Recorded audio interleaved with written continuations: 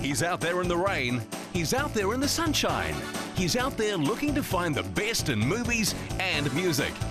Our resident guru on all things movies and music, Barry Rushton. Barry. Hello, Jared. Good to see you, mate. There's a movie this week, There's a movie this week, and I'm excited about it because we're down the Wairarapa, you know, went down the Wairarapa, went through Martinborough, cut up to Masterton on the back roads, you know. That Wairarapa back road area is just gorgeous, beautiful countryside. It reminded me a little bit about this movie, the back part of the background, and this movie really is set basically in ordinary New Zealand. This movie is called Home by Christmas. Home by Christmas. A New Zealand movie by a New Zealand movie producer, a girl called Gayleen Preston. Well, she's well known, isn't she? Well known. Remember years ago, 1995, she did a thing called Wall Stories, and it was about 7 ladies talking about their experiences through the war, you know. And in that time, if you remember back in the 50s, people just rolled up their sleeves and got going on things, but there were secrets that they kept. In this day and age, you're supposed to actually communicate everything to everybody, but it didn't happen back there. People went to their graves with secrets, you know. Yes. But anyway, I'm digressing a little bit. Yes. This is a great story about her parents, her father Ed Preston and her mother Tui. These guys, young people, our parents, went to football training, and then a group of them on the way home says, why don't we join the army? And so they did. They just went off and signed up. Came home and told their wives. Now, this is a true story, what happened. And because they thought that they could go to war, they'll be home by Christmas, they'd get an army repatriation loan, and they'd get going with their families, you see. And of course, Tui, this is his wife, was pregnant, and she was not happy about that, but he said, well, I'll be home by Christmas. And sure enough, he was, but 4 years later. So he goes to war, 3 weeks into war, he gets captured. So he spends 2 years in an Italian prison. He escapes to get to a neutral country, which is Switzerland, waits there until they can get out, finally comes home. So he's got his story, you know, his story, but so has Tui. Tui gets a letter finally, a telegram, saying, your husband's missing in action. So here she is, trying to bring a child up by herself. She falls in love with someone else, and then he finally turns up. And so they then have to juggle their life again, and then that's when the family starts. Now, Gayleen was born 2 years after he got home. And all through the time of living with their dad and mum, they never talked about the war.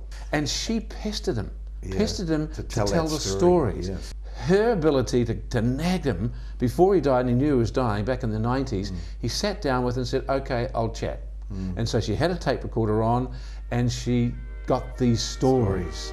I was often trying to get my father to tell me about his war. Go away, go on. It was Christmas time. Then he agreed to let me record his story. It was his present to me. We thought we'd just get over there and see the world. Only last about 12 months and we'd have a free holiday. I didn't want to kill anyone. None of us did. Anyone who says he wasn't scared was telling lies.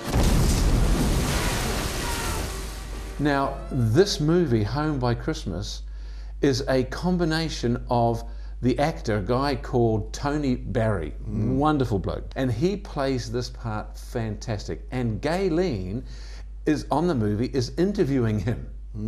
So he's taking his place.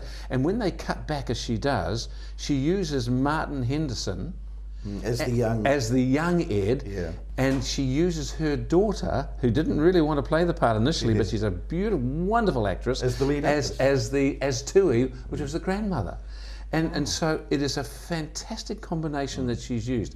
Have a look at this. I'll walk beside you through the passing years. It's what we were fighting for. Through days of cloud and sunshine, joy and tears. How did you readjust to family life? I'll look into your eyes and hold your hand. That was tough. I'll walk beside you to the golden land. I just wanted to get on with their lives. You can't say I didn't keep my promise. I am home by Christmas. Yeah. 4 years too late. I'm going to like this one, Barry. I'm going to like it. I love these sort of things. You are going to like this one because this is a movie that actually talks about the ordinary experiences of ordinary people.